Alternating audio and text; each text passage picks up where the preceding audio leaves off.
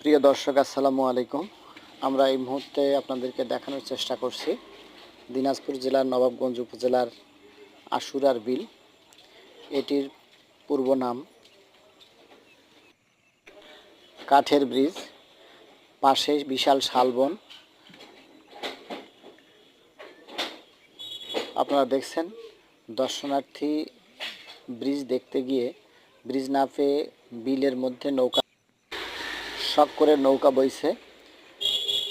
আমরা লক্ষ্য করছি দুইজন নৌকার মাঝি, তারা মনের সুখে নৌকা চালাচ্ছেন। প্রিয় দর্শক, এটি আশুরার বিল নামে পরিচিত মৎস্য আশ্রয়স্থল। এখন মাছ এবং কৃষিকাজে ব্যবহার হচ্ছে। এখানে ব্যাপক ধানের জমি আছে, এগুলোতে ধান চাষ করা হচ্ছে। এখন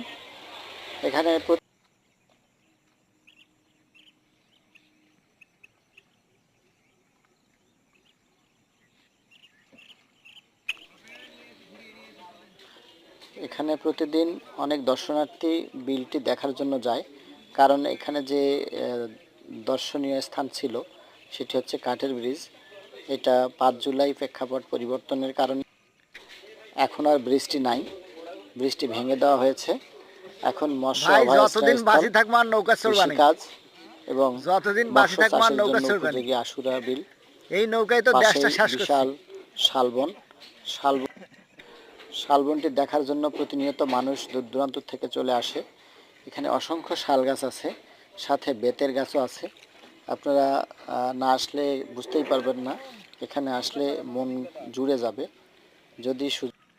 যদি আপনাদের কখনো সুযোগ হয়, একবার এসে শালবন, বেতের বন এবং মৎস্য আশ্রয়স্থল আশুরার বিল পরিদর্শন করতে পারেন।